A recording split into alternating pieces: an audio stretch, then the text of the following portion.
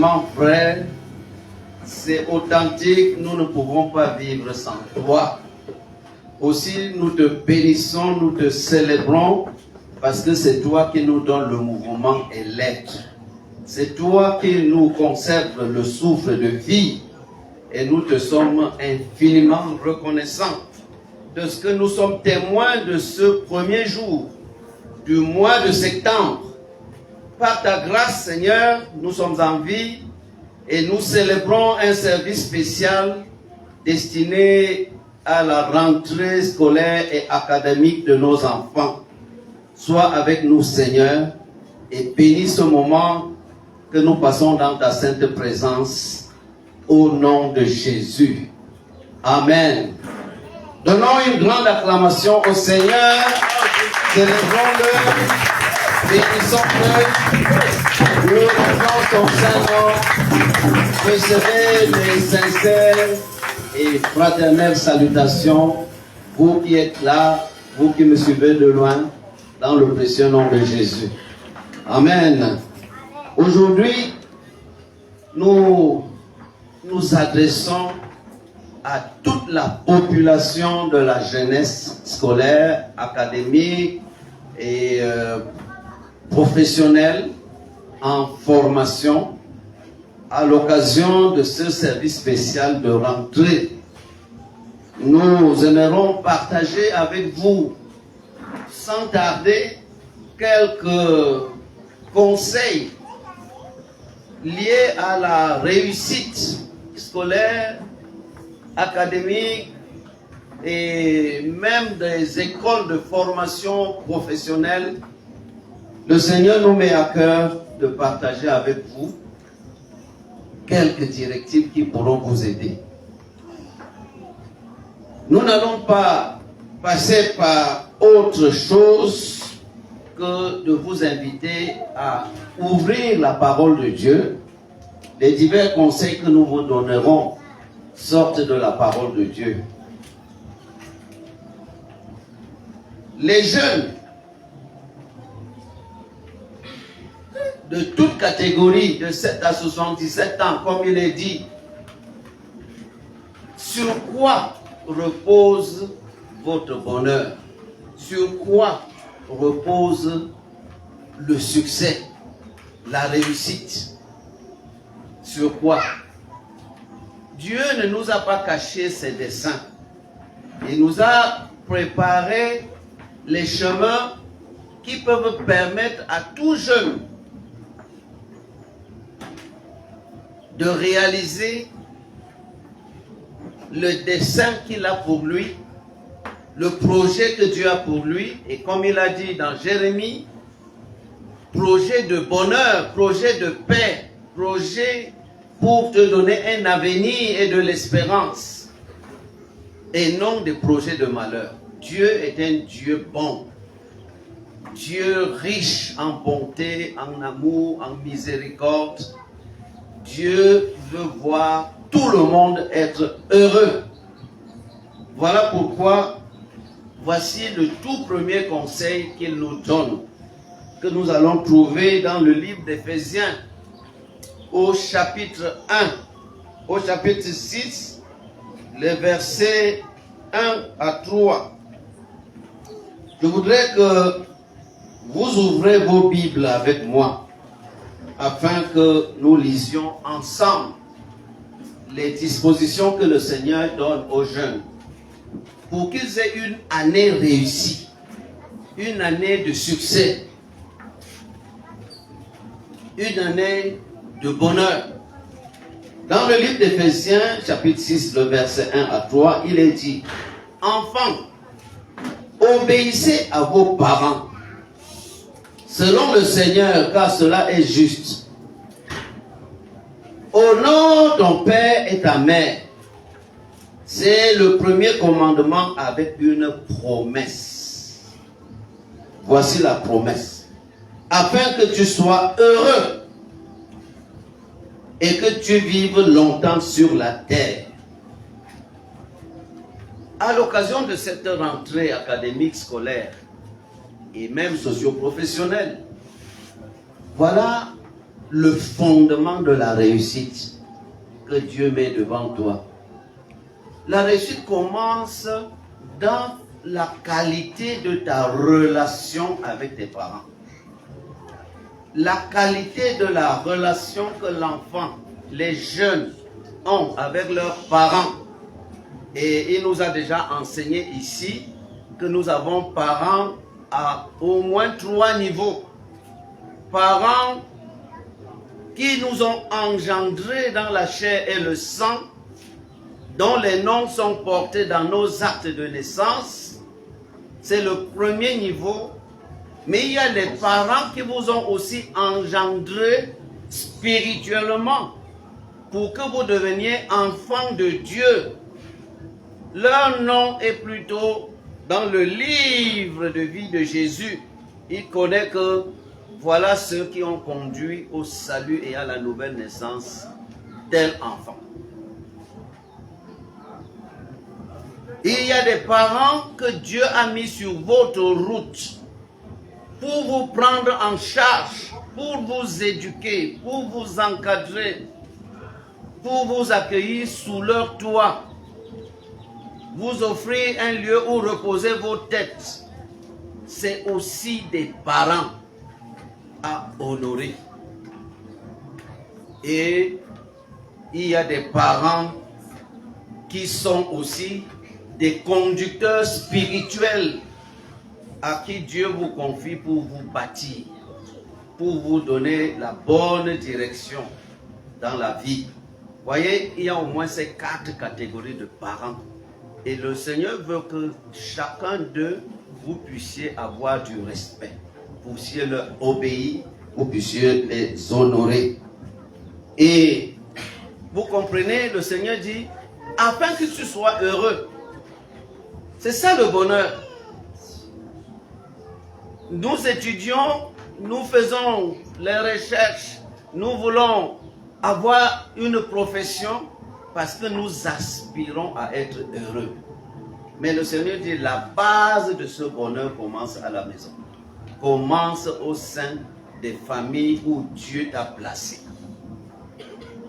La qualité de la relation que tu vas développer tout au long de l'année avec ces personnalités que Dieu considère comme parents est déterminant pour ton bonheur. Et le bonheur signifie donc le succès. Le bonheur signifie donc la réussite. Et il a dit que afin que tu sois heureux et que tu vives longtemps sur la terre. Tout le monde désire vivre longtemps et le plus longtemps possible. Des années de bonheur, pas des années de malheur. Tout le monde veut ça. Mais voilà où commence le secret, chers jeunes de tous âges. La relation avec vos parents à divers niveaux de compréhension de parents est déterminante.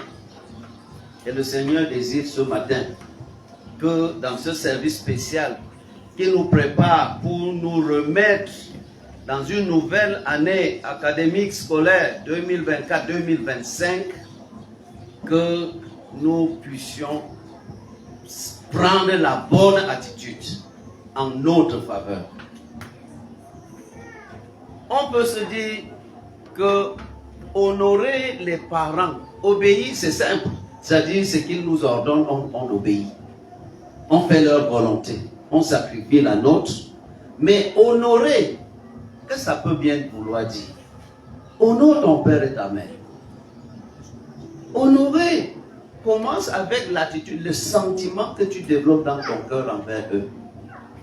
Beaucoup d'affection, beaucoup d'amour, beaucoup de respect, beaucoup de compréhension.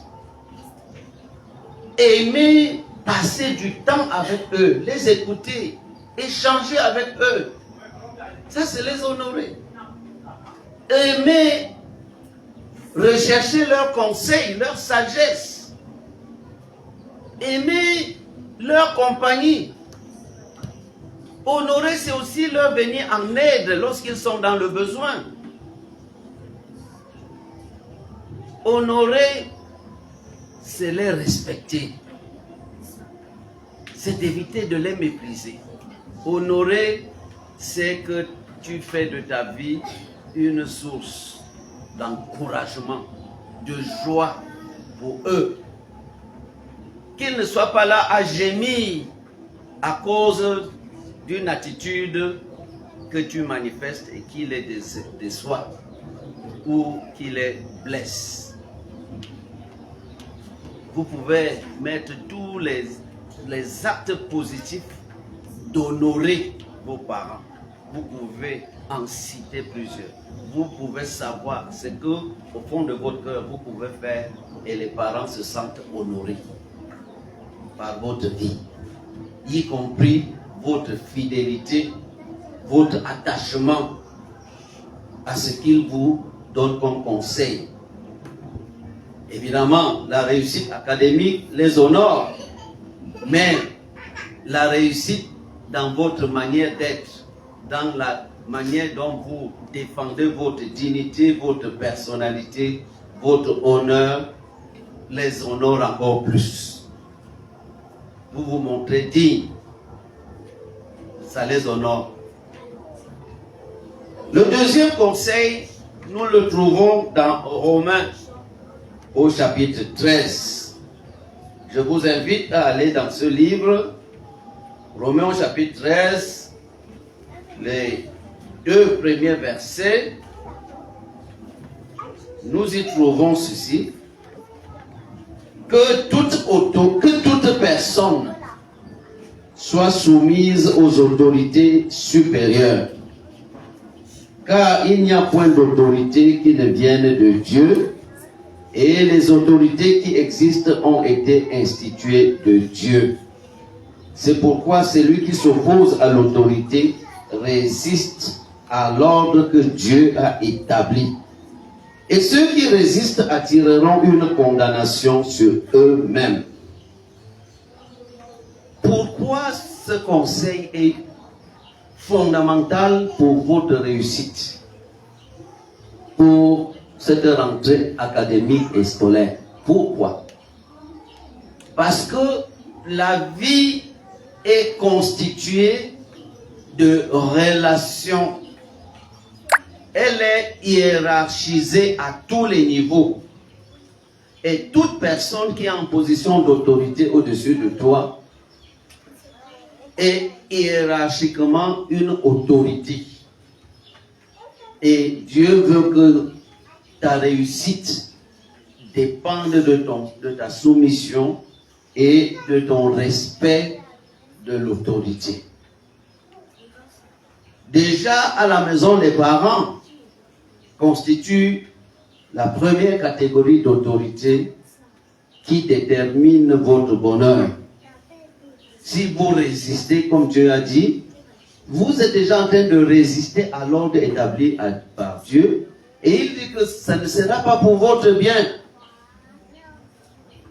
Ça ne sera pas pour votre bien. Et quand vous sortez du cadre de la maison pour arriver à l'école, vous avez d'abord votre salle de classe ou votre amphi ou votre groupe organisé, soit pour des travaux dirigés ou des travaux pratiques. Quel que soit le cas, il y a une structuration, une organisation. Et à la tête de chaque organisation, il y a au moins un responsable. Pour vous, au lycée, pour ceux qui sont au lycée, vous avez déjà dans la salle de classe le chef de classe. C'est une autorité. C'est une autorité à respecter, à honorer, à obéir. On ne doit pas s'opposer à lui.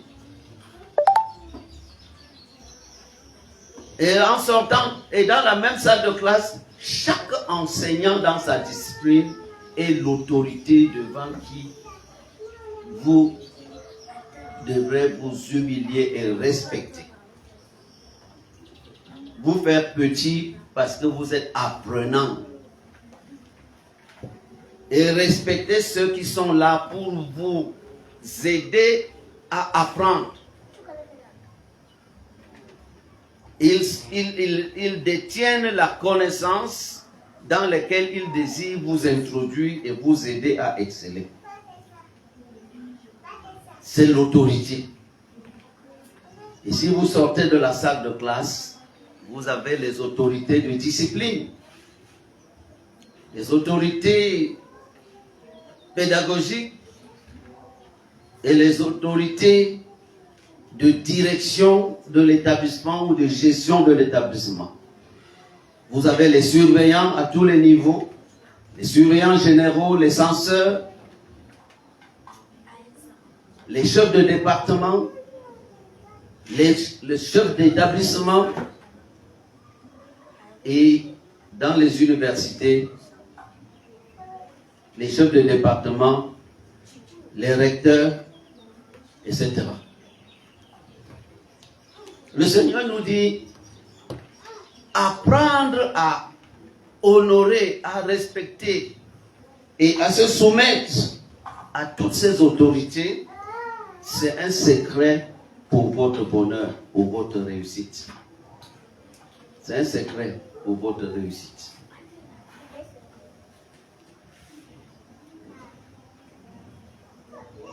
Je voudrais donner le troisième conseil que nous trouvons dans le livre de 2 Thessaloniciens, chapitre 3, au verset 10. 2 Thessaloniciens au chapitre 3 et au verset 10. Nous allons y trouver un conseil très très important. Nous pouvons le trouver aussi. Le verset 10 de 1 Thessaloniciens nous dit ceci.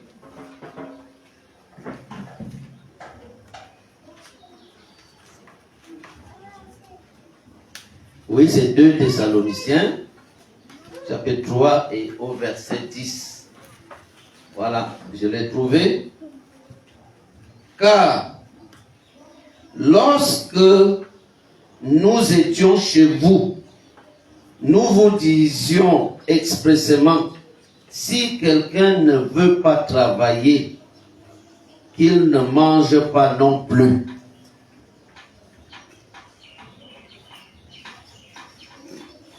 En lisant un autre passage, nous allons comprendre de quoi il est question. Lisons dans Proverbe 13, au verset 4.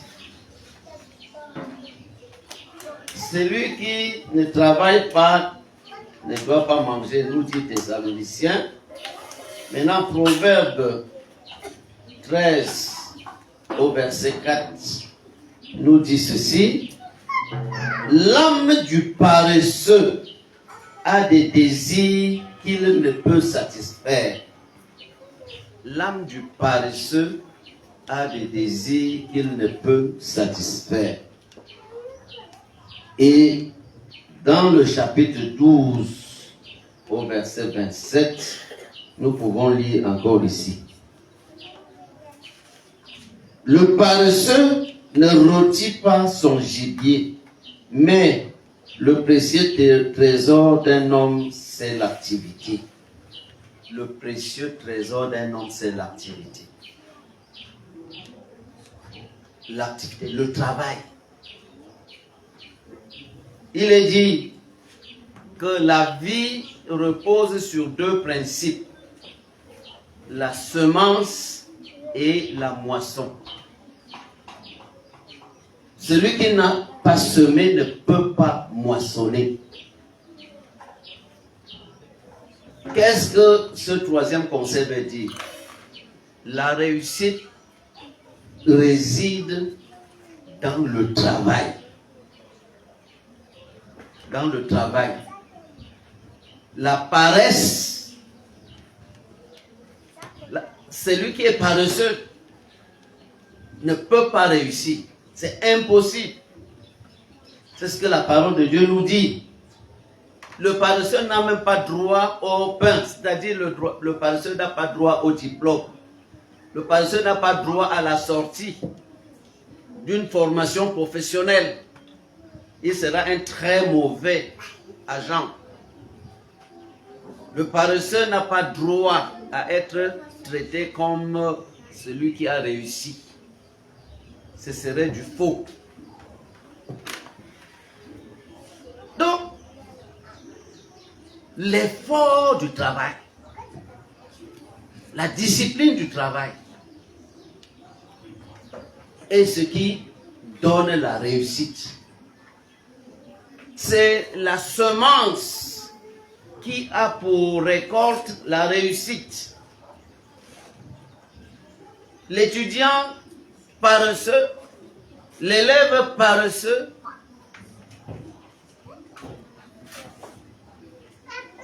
ne fait pas ses devoirs, ne finit jamais le travail qu'on lui donne, n'atteint jamais le but de ce pourquoi on l'engage. Il arrête en chemin à cause de la paresse. Les élèves paresseux, les étudiants paresseux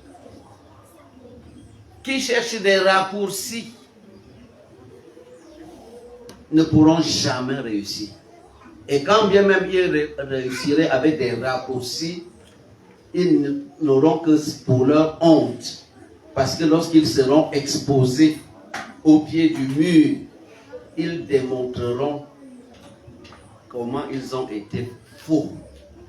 Ça sera évident.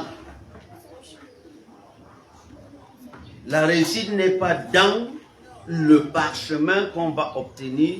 La réussite est dans la qualification du savoir et du savoir-faire que tu vas démontrer. C'est cela qu'on recherche. Ce n'est pas le papier. Parce qu'il y a des gens qui falsifient et obtiennent des papiers faux. Mais on le constate sur le terrain. Il dit qu'il est médecin, mais on se rend compte qu'il n'arrive même pas à diagnostiquer le paludisme. Il a donc eu le diplôme de médecin comment? Paresseux, il a falsifié. Tu as un bac de tel, mais lorsque on te met à l'épreuve, tu es incapable. Donc, la réussite est dans la discipline du travail. C'est le travail. Et nous dirons un mot sur ce travail-là, tout à l'heure. Lorsque nous lisons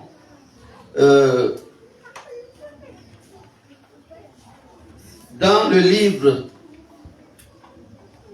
du Proverbe, au chapitre 1, le verset 10 à 11, le Seigneur nous donne encore un autre conseil pour la réussite.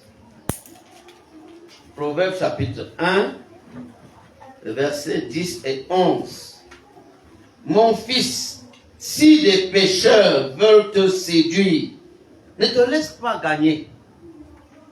S'ils disent, viens avec nous,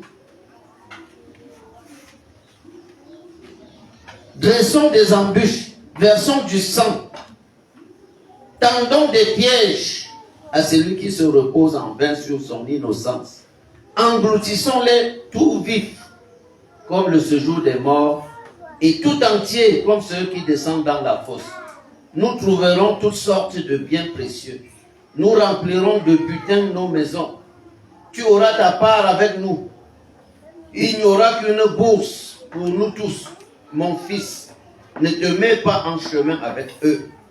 Détourne ton pied de leur sentier, car leurs pieds courent au mal, et ils ont hâte de répandre le sang. Dans le même ordre d'idée, le psaume 1 va dire « Heureux tout homme » au verset 1, qui ne marche pas selon le conseil des méchants, qui ne s'arrête pas sur la voie de pécheurs, qui ne s'assied pas en compagnie des méchants. Cela veut dire l'année académique, la rentrée académique t'invite à faire le choix de ta compagnie. Ta compagnie déterminera le résultat que tu auras à produire à la fin de l'année.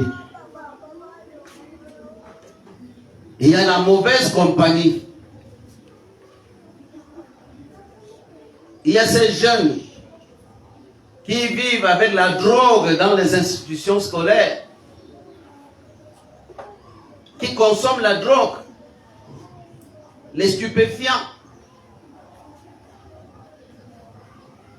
Gare à toi de te mêler à eux. Gare à toi de les avoir pour amis ou compagnie. Parce qu'on te confondra avec eux. Ils ne resteront toujours jamais sans être exposés un jour. Et s'ils sont exposés, tu seras pris avec eux. Donc, la compagnie, la mauvaise compagnie, tu vas les fuir si tu veux réussir. Tu vas fuir, tu veux le réussir. Maintenant,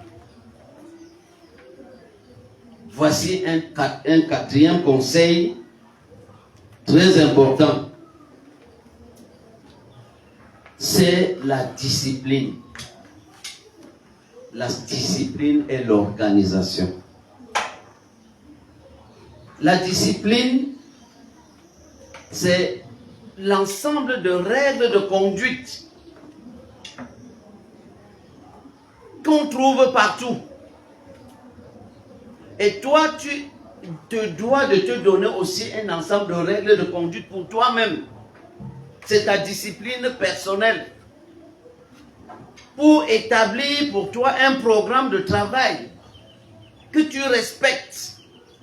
Si tu n'as pas de discipline personnelle, tu seras entraîné à gauche, à droite. Tu n'auras aucun temps pour toi, aucun temps pour te concentrer à ce qui est important dans ta vie. Tu seras ballotté parce que tu n'as pas une discipline personnelle. Et tu auras ainsi perdu déjà ton identité à toi. Tu auras perdu ta personnalité. Tu auras perdu ta dignité. Parce que tu es ballotté. Tu es sans discipline. Tu es sans personnalité. Donc, c'est très important d'apprendre à te donner une personnalité. À te forger une personnalité qu'on doit respecter. En te donnant toi-même une discipline de conduite. Et ça va commencer à la maison. Donne-toi une discipline d'un emploi du temps personnel de la maison, incluant tout ce qu'un enfant doit faire à la maison. La part du service de la maison auquel tout enfant doit être soumis avec joie. Parce que c'est là sa formation pratique pour sa propre maison future. Il doit apprendre, il doit se donner la peine d'être serviable, d'être utile dans une discipline personnelle. Il doit avoir un temps pour ça. Il doit avoir un temps de discipline personnelle pour s'assurer qu'il a fait tous ses devoirs. Il doit avoir cette discipline pour s'assurer qu'il a révisé et a complété tous ses cours de la journée. Même si ça doit lui coûter des heures de sommeil, ça vaut la peine. Parce qu'il peut récupérer ces heures-là plus tard d'une autre manière. Mais il ne doit pas se permettre d'être indiscipliné au point d'accumuler ses leçons jour après jour sur plusieurs jours. C'est déjà l'échec. La discipline pour organiser son temps et respecter ce temps est important pour la réussite. Il faut discipliner son corps, discipliner son mental. Savoir dire non, je me discipline, je reste, je ne quitte pas, je vais finir. Donc, ça c'est à la maison. De manière qu'à la maison, tu es en paix avec toi-même, tu es en paix avec tes parents, tu es en paix avec le service domestique. Ça dégage ton cerveau, ça dégage ton esprit. Et lorsque tu es en classe, ton esprit est ouvert parce qu'il n'y a rien qui se charge sur ta conscience. Ah, je n'ai pas fait ceci. Ah, vraiment, je n'ai pas fait cela à la maison. Oh, j'ai désobéi, j'ai fait ceci. Lorsque ces choses traversent ta conscience, tu es déjà perturbé dans ton succès. Tu n'es plus à l'aise, tu n'es plus dans tous tes sens pour acquérir le savoir. Tu seras perturbé dans ta concentration. Le cerveau va dire, mais tu as été têtu là-bas, maintenant moi aussi je vais être têtu pour toi à l'école. Donc, une discipline personnelle, individuelle à la maison. Et à la maison, il y a aussi une discipline familiale à laquelle il faut se soumettre. Si le chef de famille ou les parents ont donné une discipline de conduite à la maison, soumettez-vous à cette discipline. Ça, c'est déjà la discipline de groupe familial, différente de ta discipline personnelle, selon ton emploi du temps. Il faut cela. Et quand on quitte la maison, on est maintenant dans la salle de classe. Sachez-le, il y a aussi la discipline de la classe. Souvent, c'est même affiché, les règles de discipline pour tout élève de cette salle de classe. Voici, voici, voici. Il y a la discipline du professeur. Chaque professeur peut, en dehors de la discipline de la classe ou de l'établissement, vous donner sa discipline de conduite. Si vous êtes à sa matière, la vie est faite de discipline. On doit apprendre à se soumettre aux règles de discipline dans un milieu où on est appelé à évoluer. C'est pour ton bien, c'est pour ta liberté. C'est en se disciplinant qu'on devient vraiment libre. Parce qu'on a de compte à rendre à personne. Là, voilà le caractère de quelqu'un qui est libre. Sa conscience est tranquille. Il n'a de compte à rendre à personne. Et quand il se met à table sur son bureau pour étudier, il est à l'aise. Il étudie avec joie et ça entre. Pourquoi? Parce que rien ne perturbe son entendement, sa conscience, son subconscient. Tout cela, tout ce qui est chargé dans la conscience, le subconscience là, ça revient au moment où tu n'as pas besoin de ça et ça vient pour te perturber dans l'efficacité. Donc, il est bon d'observer les règles de discipline pour ne pas avoir de cas de conscience qui vont retourner contre toi.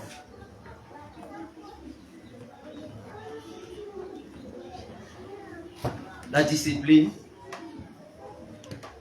par exemple, dans la salle de classe, donne-toi une discipline pour suivre le cours, pour suivre l'exposé d'un enseignant. Parce que c'est là-bas que 50% d'échecs se définit. Juste la manière dont tu as suivi un cours peut déjà savoir, tu peux déjà échouer à 50%. Parce que tu n'as pas pu te discipliner pour ne rien rater du développement, de l'évolution, de là où l'enseignant te prenait et de là où il voulait te laisser avant de partir. Tu as eu des fragments, des choses. Tu as laissé des vides passer et ton esprit ne saura jamais remettre les fragments en place parce que tu as été indiscipliné. Donc déjà la discipline, de ne pas être perturbé, de ne pas se laisser distraire. tout au long d'un cours qui est en train d'être dispensé. Elle est importante. Tellement importante.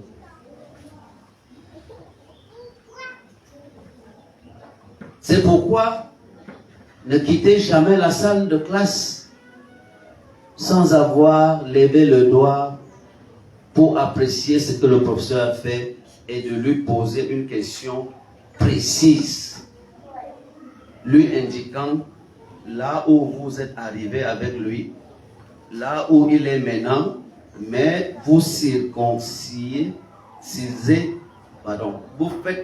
vous précisez maintenant la partie où vous avez vu flou, où vous n'arrivez pas à comprendre, entre la partie A que vous avez bien compris et le C qu'il est en train de faire, mais vous n'avez pas vu le B qui a fait la transition. Localisez-le dans cette partie B en lui montrant que vous avez été avec lui dans la A et maintenant vous êtes en train de suivre le C, mais vous avez été un peu déconnecté de B. Alors, de cette manière, l'enseignant est fier de vous parce qu'il constate, 1, vous êtes attentif, vous avez suivi tout A. B, vous êtes en train de ressaisir tout C, mais vous l'avez aidé à localiser votre problème. Et il va répondre avec joie. Il va vous reconnecter entre A et C, il va placer le B et vous allez comprendre. Ça montre que vous êtes attentif. Mais si vous levez, monsieur, je n'ai rien compris. Eh monsieur, vraiment c'est dur, on n'a rien compris. Voilà. Souvent vous allez entendre, attendez l'année prochaine. Parce que vous voulez qu'il reprenne tout le cours pour vous. Vous n'avez pas compris quoi? Ça montre que vous êtes indiscipliné. Donc, soyez sages, que l'année académique soit une année où vous démontrez une véritable discipline d'apprenant.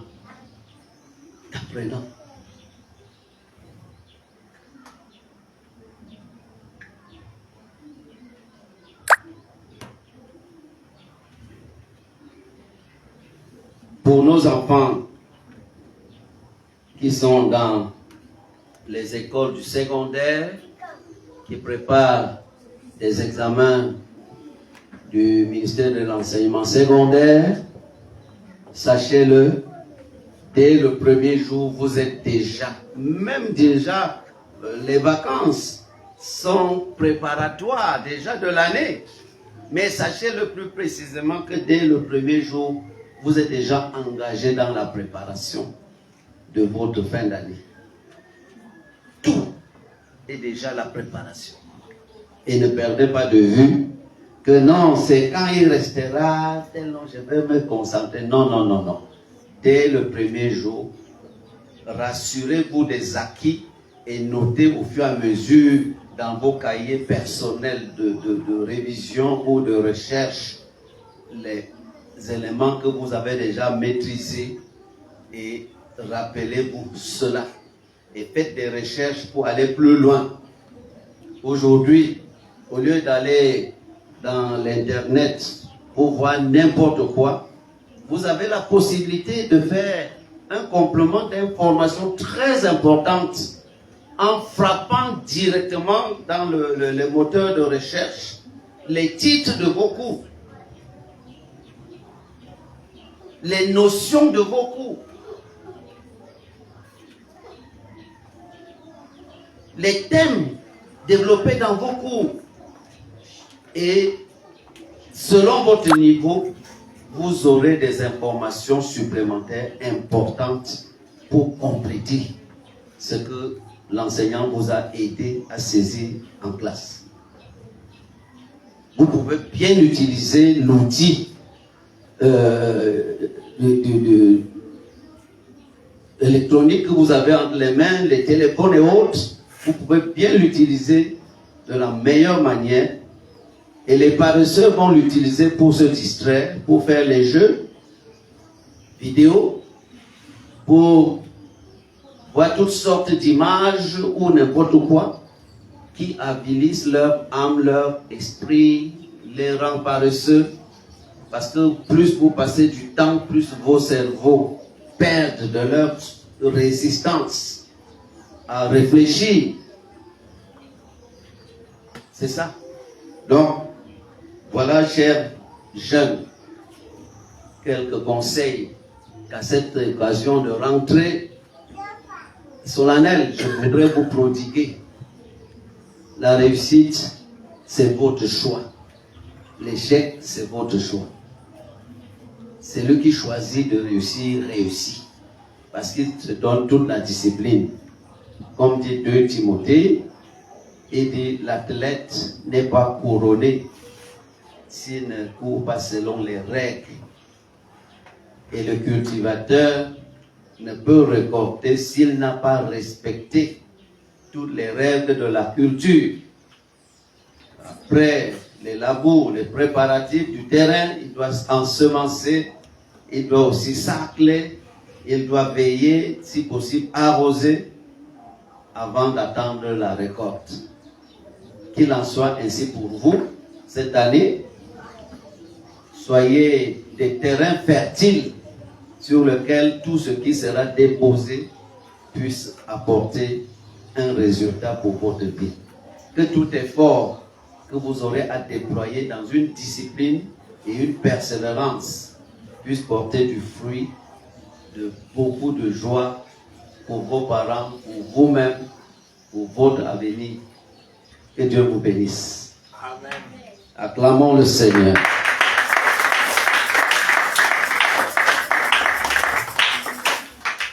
Nous allons prier pour la jeunesse. Nous sommes en prière. Seigneur, nous bénissons ton nom. Toi qui as voulu que la vie soit un cycle qui se répète. La jeunesse a été dans une période de repos, dites vacances académiques et scolaires.